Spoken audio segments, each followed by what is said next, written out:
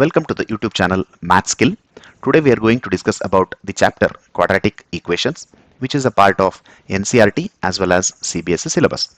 Under NCERT, it is part of exercise 10.1, first question, fourth bit. Under CBSE, it is exercise 4.1, first question, fourth bit. Now we will see what the question is about. So here, as a part of the numerical, he has given one expression, x minus 3 into 2x plus 1 equals x into x plus 5. So this particular expression we will have to take and then simplify it to get one final equation.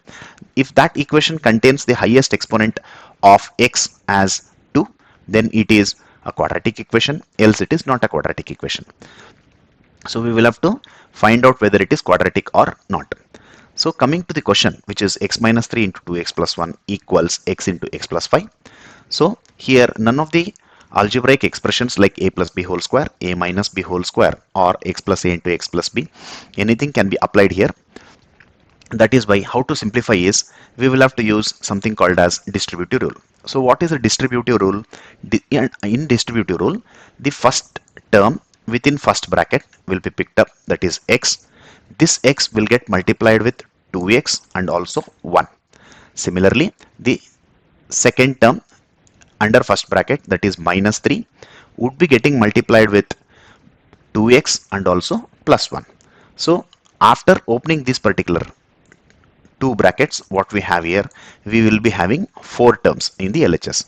Similarly, coming to RHS, x would get multiplied with both x and also 5. Now we will see how this gets multiplied. X into 2x is 2x square, x into 1 is x, minus 3 into 2x is minus into plus is minus, 3 2's is 6, followed by x, minus into plus is minus, 3 1's is 3. Similarly, on RHS, x into x is x square plus x into 5 is 5x. Now we see that under LHS, there are two like terms, that is x and also minus 6x. So which means they will get simplified. So after simplification, what happens? 2x square would remain as it is, because on LHS, if you observe, there is no x square term. So 2x square would remain as it is and also minus 3 would remain as it is, whereas plus x and minus 6x would get simplified to become minus 5x. Also, on RHS, the terms of RHS will not get simplified because one term we have x square term and also one more term is 5x term. So as a part of next step, what do we do? All the two terms of the RHS, let us take towards the LHS. If you take towards LHS, then what happens? 2x square minus 5x minus 3 would remain as it is. These are the terms of LHS. Now what has happened is x square plus 5x, both the terms we have transposed to left hand side. With this, what happens?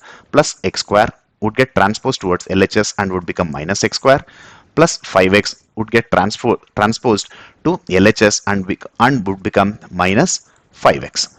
So now we have two sets of like terms here. 2x square is one like term and also x square. So as a part of next step, what happens? 2x square minus x square is x square. So 2 minus 1 is 1. So 1 time x square we have.